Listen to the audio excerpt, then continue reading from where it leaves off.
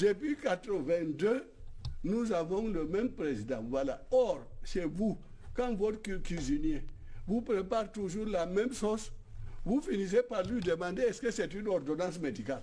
Les choses ont été faites, mais ce n'est pas suffisant. C'est un processus. Un processus n'est jamais terminé. C'est un peu la toile de Pénélope. C'est-à-dire le processus n'est jamais terminé. On commence, on continue, et ça veut dire que rien n'a été fait depuis 1996. Je crois qu'il s'agit d'un abus de langage. Et naturellement, je comprends bien le ministre Garga qui doit grossir les traits, n'est-ce pas, pour faire passer son message. Mais nous, au niveau du RDPC, nous disons que le processus a été enclenché et nous savons qu'il se poursuivra. D'ailleurs, la création du ministère de la décentralisation et du développement local augure bien d'un avenir encore plus radieux. Alors, vous m'avez posé une question sur les langues de solidarité. Oui, que le président... Oui. Mais nous n'avons pas un ministère des Affaires sociales et de la solidarité.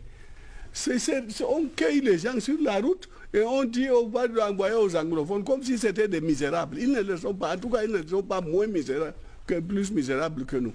Dans toutes les situations qui se posent, prenons le plan Marshall, après la Deuxième Guerre mondiale. Alors, il y a eu le plan Marshall. Pourquoi? Parce que les États que nous connaissons tous avaient des problèmes économiques, sociaux et culturels. Il y a eu donc ce grand plan Marshall. Et chaque fois... À la fin de la Deuxième Guerre mondiale. Oui, c'est normal. Mais donc, ici, ce n'est pas fini. Le plan devait être fait parmi les conditions à poser lors de la fameuse conférence, le fameux dialogue.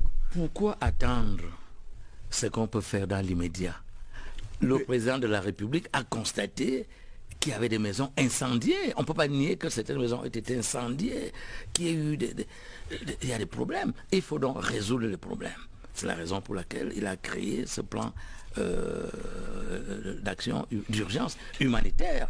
Comment dire non lorsqu'il s'agit d'un programme humanitaire? Vous savez que notre régime est un régime humaniste qui place l'homme au cœur de tout. Et quand l'homme a des problèmes, il est tout à fait normal qu'il y ait cet élan humanitaire. On ne peut pas dénigrer ce qui est positif. Non, monsieur le ministre, n'entourons pas les choses avec des gros mots. Et nous sommes face à face. Nous sommes toujours bien considérés. Les régions souffrent chacune d'une chose ou d'une autre. Quand l'extrême nord, le grand nord n'avait pas d'université, j'ai osé me rendre dans votre bureau et je voulais signaler dans l'intérêt de la nation et même dans l'intérêt du régime. Et vous m'avez donné votre accord de principe, mais ça ne peut pas s'étendre. Par la suite, j'ai constitué une délégation, Baskouda, Soudakula, nous sommes allés vous voir. Vous avez résolu le problème après l'accord du président. Il a fallu soulever le problème pour que ça soit réalisé, c'est réalisé. Ce n'est pas un processus qui a fini par aboutir à l'université. C'est parce que l'État a su qu'il y avait un besoin réel et il a fallu des gens courageux ou bien idiots pour aller vous voir et heureusement que vous avez accepté de remplir votre mission. C'est la même chose ici.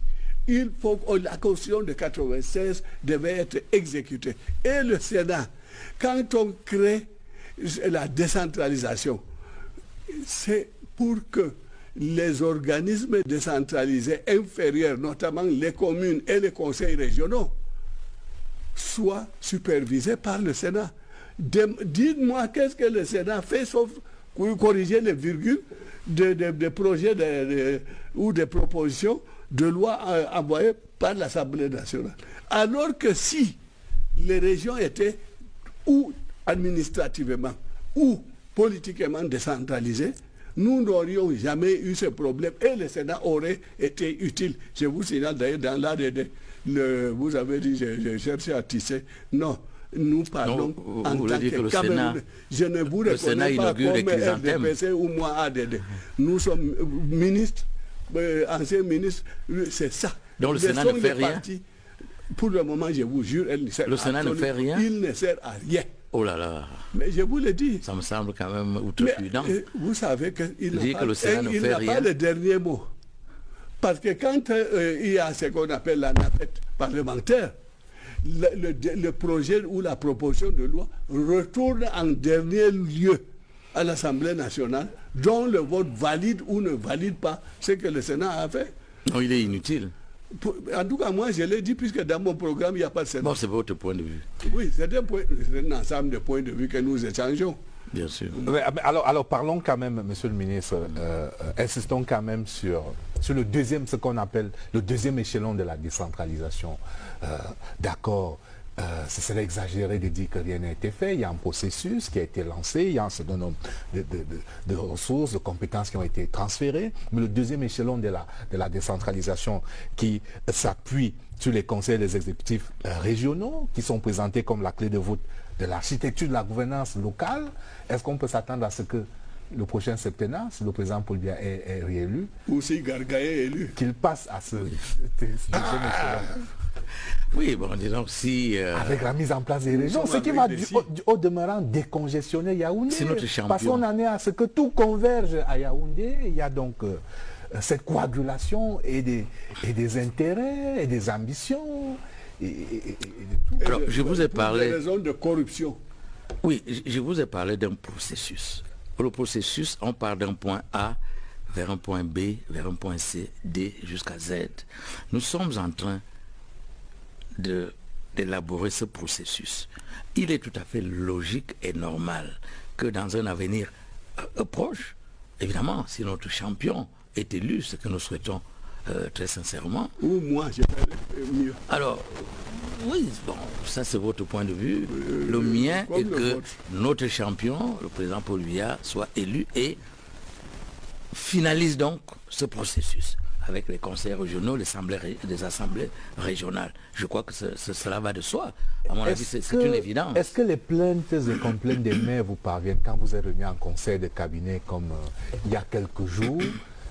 Est-ce que entre deux points formels, est-ce qu'à l'ordre du jour, il vous revient que certains maires accusent certains membres du gouvernement de ne pas jouer suffisamment le jeu, que le président, lui, il est avant-gardiste, il est visionnaire, mais que derrière, ça ne suit pas toujours?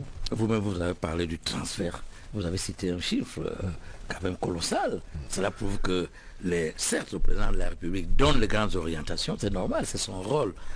Et puis, les ministres, le chef du gouvernement, son excellence Philémon Yang, coordonnent tout cela au niveau gouvernemental. Et les ministres mettent en activité, mettent en action ce processus. D'ailleurs, il y a un conseil national de la décentralisation qui a siégé aujourd'hui même, et qui a donné également des directives que vous avez tous suivies. Avec des très bonnes nouvelles. Qui sont des directives avant-gardistes. Notamment la prise en compte des plans communaux de développement. Voilà, ce qui prouve donc que notre champion, le président Paul Biya, va nécessairement mettre en œuvre. Ça vous rassure, ça, cette finalisation? Non, puisqu'il fait ce qu'il dit et il dit ce qu'il fait. Oui, laissons-le tranquille, parlons-nous, nous ici. Mais je ne peux pas le laisser tranquille puisque c'est lui notre champion, c'est lui le président de la République. À ce moment, je me permettrai de baisser le ton, mais je dirai la vérité. Vous venez de dire quelque chose, que tout converge vers Yaoundé. Vous l'avez dit tout à l'heure. Or, qu'il y ait une réunion de décentralisation ou non, qu'on ait débloqué 700 milliards avec une méthode. Mais c'est toujours la centralisation excessive. Non, tout ne contrôle pas, ne converge pas. Une loi peut fixer tout ça, et puis ce n'est que les ministres concernés qui exécutent. Mais il faut se réunir, que le Premier ministre s'abaisse au niveau des communes, alors que l'autorité des tutelles même, dans la régionalisation, mes frères anglophones ne veulent pas en entendre parler. De quoi? L'autorité de tutelle, c'est-à-dire que l'État le préfet à maison attrapant toutes les régions pour contrôler. Non, une décentralisation, c'est une responsabilisation. Et les bénéficiaires de cette décentralisation doivent faire pour le mieux pour leur région. Il y aura même une sorte de rivalité, de concurrence, et c'est sûr que le pays se porterait mieux. Ceci, c'est dans notre intérêt à nous tous. Oui, je voulais dire deux choses. Un, l'État n'est pas le grand Satan. L'État n'est pas le grand Satan. L'État a un rôle régalien, un rôle de régulation, de contrôle, de supervision, d'orientation. Et deux, cette décentralisation est déjà effective. Les maires gèrent plusieurs crédits à l'heure actuelle. Avant l'indépendance, c'était comme ça. Mon beau-père et mon instituteur étaient maires de Marois. Mais avant l'indépendance, les sous-préfets étaient administrateurs. Les sous-préfets, avant l'indépendance, il y avait des sous-préfets, administrateurs, maires et ainsi de suite. Oui, les communes mystérieuses. Mais ça a changé. Actuellement, les maires sont élus démocratiquement et ils gèrent effectivement. Moi, j'ai le maire de chez moi, Ebolova deuxième, qui gère des crédits.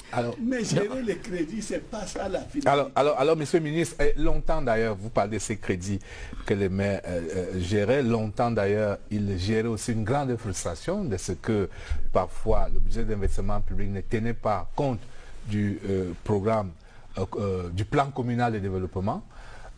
Parfois, il arrivait qu'ils reçoivent, pour ainsi dire, sur la tête une école, un forage, un endroit où il y avait déjà une école ou un forage. Mais depuis ce mardi, le Premier ministre chef du gouvernement a instruit au thème des travaux du Conseil national de la décentralisation que dès le 1er janvier, que ce soit les maires eux-mêmes qui effectivement décident sur la base du plan communal de développement des différents projets. Il y a là une évolution qu'il faut certainement... C'est le processus qui avance. Alors, dans la République exemplaire, monsieur le ministre, 7 ans après, quasiment, est-ce que l'on peut être fier de l'accompagnement que les hommes du renouveau ont apporté au président pour mettre en œuvre cette République exemplaire dans tous les segments de la vie nationale? Bien sûr, on peut être fier. Évidemment, dans le métier de journaliste, lorsque 99 trains arrivent à l'heure, ce n'est pas une nouvelle. Mais lorsqu'un train arrive en retard, évidemment, c'est une nouvelle. Alors, évidemment, beaucoup de choses se sont faites dans tous les domaines, la diplomatie, l'administration, la sécurité, l'économie, les universités, le social. La République exemplaire, l'égalité de tous. Bien sûr. La justice sociale. Alors, comme vous le savez, l'égalité de tous, c'est une asymptote, c'est-à-dire que l'égalité des chances. On tend vers l'égalité des chances. On donne des chances sociale. À tout un chacun pour que les uns et les autres puissent... Le respect de la chose publique. Bien sûr, mais nécessairement, comme dans tous les pays du monde, il y a des brebis galeuses. Et ces brebis galeuses sont aux mains de la justice, pouvoir indépendant, pouvoir judiciaire indépendant. Et ces brebis galeuses sont évidemment châtiées selon les lois et règlements de la République. Mais n'oublions pas qu'il y a des hôpitaux généraux, il y a des aéroports internationaux, il y a des routes bitumées, il y a des universités. Lorsque le président Paul Biya arrive au pouvoir, il y a une seule université au Cameroun. Aujourd'hui, nous savons qu'il y en a 8. Donc, en fait, les choses évoluent. Avant, il n'y avait pas de lycées dans les villages. Aujourd'hui, nous avons des lycées dans des villages. Il n'y avait pas d'hôpitaux de lycées. Il y en a maintenant presque partout. Et si on revenait sur la République exemplaire? Alors, mais la République exemplaire, c'est une république où les lois et règlements de la République s'appliquent. Quand vous agissez bien, naturellement, vous ne pouvez pas aller en prison. La justice ne peut pas s'occuper de vous. Mais quand vous êtes en train de violer la réglementation en vigueur, ou bien les lois de la République, il est tout à fait normal que le pouvoir judiciaire s'occupe de vous. Mais n'oubliez pas que la sanction n'est pas que négative. La sanction est également positive. C'est la raison pour laquelle je peux dire avec certitude que plusieurs fonctionnaires, plusieurs agents de l'État travaillent bien, travaillent très bien. Sinon, le Cameroun serait à feu et à sang. Le Cameroun serait entièrement paralysé. On ne pourrait aller ni à Bafoussam, ni à Douala, ni à On ne peut pas faire mieux. Toute œuvre humaine est parfaite. Toute œuvre humaine est parfaite. Aucune œuvre humaine n'est parfaite. Et nous tendons toujours vers la perfection. Comme disait Lamartine, l'homme est un ange déchu qui se souvient des cieux. C'est-à-dire, nous sommes toujours plus ou moins déchus, mais nous faisons mieux pour améliorer l'existence. Alors, exemplaire, oui, dans la mesure où des efforts sont faits dans tous les domaines de compétences pour que les Camerounais soient à l'aise. Monsieur le Président. Oui, j'ai entendu, je ne suis pas journaliste, mais je vous ai vu hocher la tête parce que c'est les b.a.-ba du journalisme auquel le ministre faisait allusion. C'est le verre à moitié plein ou à moitié vide, ou le bord kilométrique. C'est de cela, en fait, qu'il évoquait. C'est un journaliste de renom. Bon, ça, est-ce que la République est exemplaire? Ça, c'est le souhait du président. Maintenant, est-ce qu'on a fait pour qu'elle le devienne? Non. Aller en prison, à Kodengui, combien de ministres sont là-bas? Est-ce que c'est ceux-là qui peuvent faire du Cameroun une république exemplaire? Des ministres qui n'ont pas honte de voler. Si elle était si exemplaire, comment Garga a-t-il pu créer une ONG de lutte contre la corruption et que cela se réveille l'État 8 ans plus tard pour créer la CONAC et récemment, on m'a demandé d'être là-bas. Et je l'en remercie. Mais le travail est bien fait là-bas? Non, il n'est pas bien fait. Au départ, j'avais dit qu'on mangeait les biscuits, mais aujourd'hui, on n'a ni biscuits ni travail. Ça ne vaut rien. Sinon, ça ne vaut rien. Sinon, on ne peut pas travailler pendant 11 ans et la corruption continue. Moi, je sais ce que je vis. Je sais ce que j'ai vu. Vous avez suivi le rapport sur l'état de la lutte contre la corruption au Cameroun, lu à l'hôtel Hilton. Alors, le dysfonctionnement, c'est à quel niveau? 1,642 milliard détournés, non pas dans la poche des gens. C'est-à-dire, on exonère. Tu importes des véhicules, des carreaux, tu es commerçant, tu es Sokada, on importe et on se débrouille en disant je vais te donner tant, même moi en exonération. Et on exonère. Le total d'exonération sur la petite période que j'ai contrôlée, c'est 1,642 milliard. Et au même moment, le ministre des Finances lançait un emprunt de 1,5 milliard, lequel emprunt était assujetti à des intérêts à payer en plus. Alors, où est-elle exemplaire? Alors, si vous êtes président, qu'est-ce que vous allez faire pour mettre fin à la corruption? Il suffit que je sois président, la corruption finit toute seule. Parce qu'on sait que je ne représente pas dans ce domaine. De manière mécanique? Non, de manière réaliste. Les gens sont réalistes, ils savent. Maintenant aussi, quand on parlait tout à l'heure des communes, j'ai contrôlé la communauté urbaine de Bafoussam. Tellement il a pris conscience de ce que je lui ai dit. Même s'il déplace une pierre au rond-point entre la BEAC et la communauté, il m'envoie un message. Comme si la mission continuait. Ça veut dire que la CONAC, je vous dis... Non, que feriez-vous donc pour mettre un terme à la corruption qui est rampante selon vous, malgré les efforts qui sont faits? Puisque je vous ai dit que ferais, j'ai déjà fait contrôler ça en tant qu'exécutant, n'est-ce pas? Mais c'est le bon exemple. Si le ministre ne vole pas, son collaborateur ne va pas voler. Si le ministre ne prend pas des commissions ou des rétro-commissions, il y a des ministres ici où leurs collaborateurs sont tels qu'ils savent qu'avec celui-là, on ne va pas aller à la SNH. Les gars travaillent nuit et jour. Vous avez entendu parler de détournement à la haine parce que Moudiki fait son boulot comme il se doit. Ça veut dire que c'est possible dans ce Cameroun de faire son boulot comme il se doit. Si je comprends bien, les ministres sont des satans incarnés.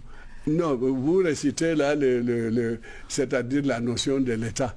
Je sais, l'État monstre froid, l'État Satan. Parce que vous prenez quelques cas. Vous parlez de Machiavel. Vous prenez quelques cas. Vous avez lu Machiavel. Et on généralise. Est-ce qu'on peut généraliser à partir de 2 cas, 3 cas? L'État n'est pas fait pour être mauvais. L'État est fait pour être le serviteur du peuple, de donner satisfaction aux aspirations du peuple. D'autant plus que l'État, c'est quoi? C'est vous et nous.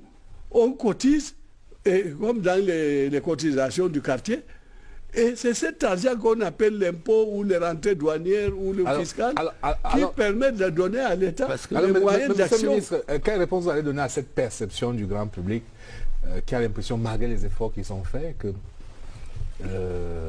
ça reste parfois mitigé, cette lutte contre la corruption, parce que malheureusement, à chaque fois, il y a on va dire quoi, des wagons entiers de hauts commis de l'État qui sont interpellés. Et des petits commis aussi. En prison. Oui, parce qu'on oublie qu'il y a aussi des petits commis tous les jours qui vont en prison. Il n'y a pas que les ministres, les DG, je vous ai dit, ça commence les recteurs, et ainsi de suite. Les douaniers disent quand le poisson pourrit par la tête, le reste est fini. Mais la tête, c'est le président Paul Biya. Non. Mais oui, parce qu'on ne peut pas avoir La tête, c'est le président Paul Biya. Non, d'abord dans votre département ministériel. C'est lui le chef de l'État. Il n'est pas ministre de l'enseignement supérieur. Ça peut donc pas être la tête, c'est peut-être le voilà cou ou bien les bras. Dès que vous parlez, on renvoie ça au président. Vous avez utilisé un mot. Vous avez utilisé un mot. Oui. La tête. Non, chef vient du caput en latin qui veut dire la tête. Vous avez lu Machiavel, je vous ai fait savoir que vous étiez en train de citer des passages, l'État s'attend, c'est dans Machiavel. C'est connu même par celui-ci, je suis Mais pourquoi même par celui-ci, comme s'il était un niard? Non, mais il est journaliste, j'ai parlé de mort kilométrique aussi. Alors donc, les efforts à faire pour la lutte contre la corruption, je crois que on peut le faire, mais tant que ces efforts ne sont pas assortis de sanctions le TCS, équitables. Il n'y a pas de TCS. TCS. Vous parlez de sanctions. Mais non, il faut pour saisir le TCS, il faut que le texte soit prévu. De consulter, moi, j'avais condamné des gens quand j'avais le pouvoir. Et des gens, l'un était même camarade de classe du président de la République et il m'a approuvé. Mais le texte de la CONAC ne prévoit pas que vous pouvez saisir le TCS. C'est des textes bidons. Moi, je crois qu'il y a un arsenal de dispositions réglementaires et législatives qui ont été prises. Et un travail colossal se fait au quotidien. Maintenant, il n'est pas exclu qu'il y ait quelques brebis galeuses. Et ce sont ces brebis galeuses qui alimentent donc l'imaginaire collectif. Et on généralise, c'est ce qu'on appelle en philosophie le raisonnement par induction. C'est-à-dire à partir d'un ou deux faits, on généralise et on dit l'État camerounais est pourri, tout est corrompu, on ne peut rien faire. Alors, ce que l'on pourrait dire, c'est que ce que je peux dire, c'est qu'on ne peut pas changer une société par décret. Quand le président Paul Biya arrive le 6 novembre 1982, il popularise le binôme rigueur et moralisation. Oui. Et c'est ce binôme justement qui fonctionne. C'est Aïdjo qui l'a repris. Oui, bon, mais lui-même fut le premier ministre d'Amadou Aïdjo. Donc il n'y a pas de césure. Il faut pas, il n'y a pas de césure. Les racines des choses. Oui, mais en termes de césure. Mais on aurait pu alors, ça peut aussi traduire que la corruption n'a pas commencé en 1982, si on parle de... Awana qui a fait créer le tribunal criminel spécial. Donc, ça ne date pas d'aujourd'hui et on dit les bêtises volent, c'est faux. C'est Onana Awana qui a créé le TCS. On a seulement reproduit le Onana qui était Dokola. Le ministre Garga n'a pas répondu quand on lui demande qu'allez-vous faire concrètement pour mettre fin à la corruption? Il ne faut pas que ce soit un vœu pieux. Il ne faut pas dire oui, dès que je suis au pouvoir, immédiatement je mets fin à la corruption. Mais comment? Très bien. Voilà le problème. Alors, quand les rapports du CONSUPE arrivent et les rapports de la CONAC arrivent, je les fais étudier et je recherche la responsabilité de chacun et selon le degré de responsabilité, traduction au tribunal criminel spécial. Ce n'est pas ce qui se fait maintenant? Non, hélas, notre texte ne l'a pas prévu. Alors, messieurs, j'ai une question. Oui, à l'heure des réseaux sociaux, je vais vous répondre. À l'heure des réseaux sociaux, nous sommes là, c'est une société en conversation. Non, ici, c'est le ministre. Oui. Ici, c'est la dame, vous ne l'avez pas présentée. Oui, oui. Qui elle représente? Oui, elle s'appelle Catherine Toulou, elle est journaliste. Elle va relayer. Non, elle représente qui? Elle est journaliste à la CIATIV Télé. Monsieur le ministre, nous sommes en direct. Elle est journaliste à la CIATIV Télé. Elle va relayer le débat sur les réseaux sociaux. Les réactions sur les réseaux sociaux. Mais la durée, je ne comprends pas ce débat. Nous sommes dans une démocratie démocratienne. C'est le peuple qui commande. Ce n'est pas un individu, c'est-à-dire Jacques Famondomo dans sa chambre qui dit « Je n'aime pas Paul Biya, il a 100 ans, il a 500 ans ». Non, c'est le peuple. C'est le peuple qui décide. Ce n'est pas un individu, fût-il le plus intelligent de la planète. C'est l'ensemble du peuple qui doit dire le président Paul Biya est candidat, il a tel âge, nous le votons ou nous ne votons pas.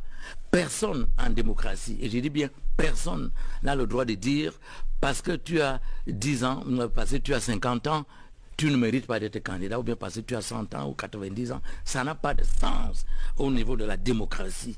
par essence. Parce que un homme qui a 90 ans ou 85 ans ou 80 ans peut avoir des idées géniales pour faire avancer la République. Et c'est le cas du président Paul Biya. Vous voyez comment le président Paul Biya a battu tous les autres candidats relativement aux ordinateurs. Le président Paul Biya a démontré qu'il était un président visionnaire, un président futuriste, parce qu'il a offert gratuitement des ordinateurs aux étudiants. Fait inédit à travers le monde. Aucun chef d'État ne l'a fait. Voilà donc des idées neuves, des idées futuristes qui sont portées par quelqu'un que l'on dit âgé. L'important, le débat que nous voulons, c'est un débat programme contre programme, vision contre vision. Qu'on nous dise que la vision du RDPC est caduque ou désuète ou obsolète, je vais donner immédiatement des arguments qui prouvent que notre vision, c'est la vision du futur. Paul Biya n'est pas un homme du passé, ni du présent, c'est un homme du futur. Et je suis prêt à le démontrer. Bien, je crois que M. le ministre fait sortir des choses qu'il avait dans la tête, parce que cette phrase qu'il vient de sortir, M. Mitterrand, vous êtes un homme du passé, signé qui Valéry Giscard d'Estaing. Cette phrase-là, elle n'est pas sortie gratuitement. Ça, c'est un. Deux, vous donnez des ordinateurs, ce n'est pas des cerveaux que vous donnez aux gens. Et puis ça, c'est une sorte de corruption de la jeunesse.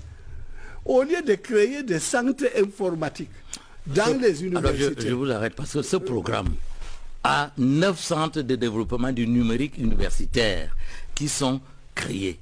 Actuellement, le centre de Yaoundé 1 est quasiment terminé. Celui de Yaoundé 2 est en pleine construction. Et cela va se faire dans toutes les universités d'État.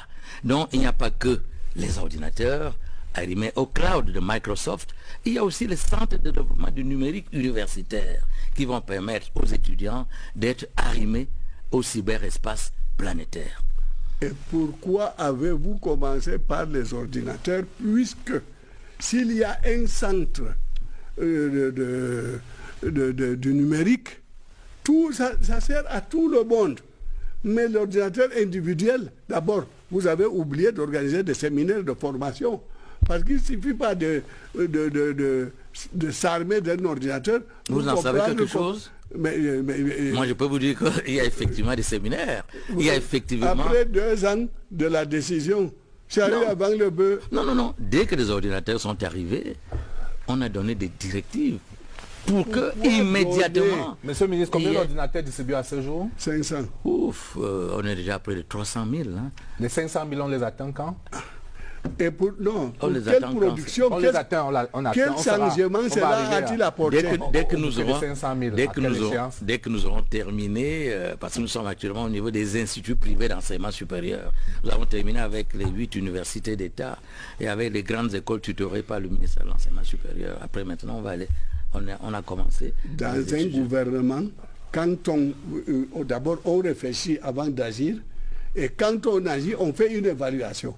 Parmi les premiers bénéficiaires... Le président Paul Biya n'a pas réfléchi avant de donner les 500 000 ordinateurs. Mais c'est son offre, c'est l'offre du président. Vous qui êtes secrétaire à la communication. Mais non, c'est le président qui a offert les 500 000. Enlever partir de votre poste, laissez-les être les responsables. Mais non, c'est ça qui gêne. On vous remet tout sur la tête. Est-ce un don ministériel? Non. Alors, 300 000 ordinateurs distribués à ce jour. Le président Paul Biya a réfléchi avant de donner. Alors, je vous pose la question sur l'échéance des 500 000. On arrive au bout quand? Je le connais. Monsieur le ministre, on arrive au bout du processus quand? Il ne peut pas écrire son nom sur un ordinateur. Parce que ça devient la pub. Il n'est pas. Vous en êtes sûr? Mais je suis non, sûr. Je suis dubitatif. Il n'est pas le genre qui s'est fait de la pub, qui s'est bombé la poitrine pour dire c'est moi qui ai donné les. En êtes-vous sûr? J'en suis sûr et certain. Bon, d'accord. Et si vous voulez, on demande l'audience tous les deux. Je ne voudrais pas aller plus loin. Ah bon? Mais je vous pose tout simplement une question. Oui. Hein? C'est une figure de style. Alors, monsieur le ministre. Le style.